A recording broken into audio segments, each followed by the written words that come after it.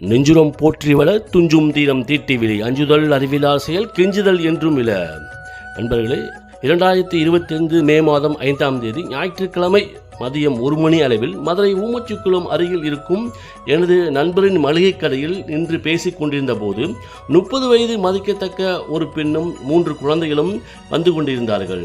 பின்னால் இருசக்கர வாகனத்தில் வந்த ஒருவன் அந்த பெண் மற்றும் குழந்தைகள் மீது பெரிய கற்களை கொண்டு திடீரென தாக்க துவங்கி கெட்ட வார்த்தைகளால் வசைபாடினான்.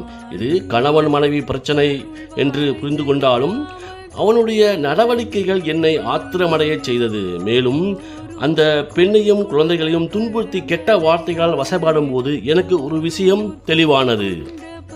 அந்த பெண் தன் கணவருக்கு பிடிக்காத அல்லது வேறு ஏதோ ஒரு காரணத்திற்காக தன் உறவினர்களை பார்க்க வந்திருந்து பின் திரும்பி கொண்டு வரும்போதுதான் இவன் தன் மனைவியை சரமாரியாக கற்களாலும் தன் வாயால் கெட்ட வார்த்தைகளால் வசைபாடியும் வந்து கொண்டிருந்தான்.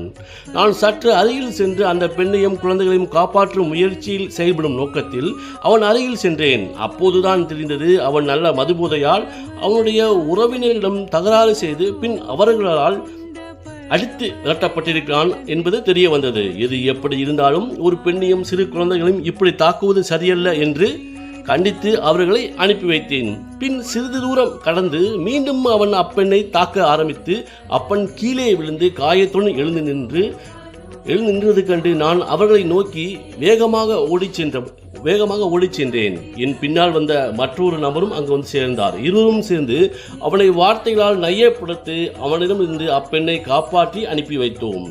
அவர்களை அனுப்பி வைத்த பின் என்னுடன் சேர்ந்து அந்த கொடூரனை தண்டித்த மற்றொரு நபர் என்னிடம் சொன்ன வார்த்தைகள் என் மனதை மிகவும் காயப்படுத்தியது. என் மனைவி சிறு விஷயத்திற்காக தற்கொலை செய்து கொண்டும் என் மகள் மற்றும் நான் அனாதையாக நிற்கிறோம் என்று விவரத்தையும் கூறினார். கூட்டத்தில் இருந்த மற்றொரு பெண் கூறினார், என்னையும் இதுபோன்று என் கணவர் நடுரோட்டில் துன்பப்படுத்தி கொடுமை செய்த போது உங்களைப் போல் யாரும் காப்பாற்ற வரவில்லை என்றால் கலங்கிய கண்களோடு. சகோதர சகோதரிகளே, சமூகத்தில் பெண்களை காப்போம். நீதிக்காக எவரையும் எதிர்த்து துணிந்து நில்லுங்கள். தர்ம தேவதை உங்கள் பக்கம் இருந்து உங்களை காப்பாற்றி உங்களுக்கு பக்கபலகமாக இருந்து நல்வாழ்வை தருவார். நன்றி.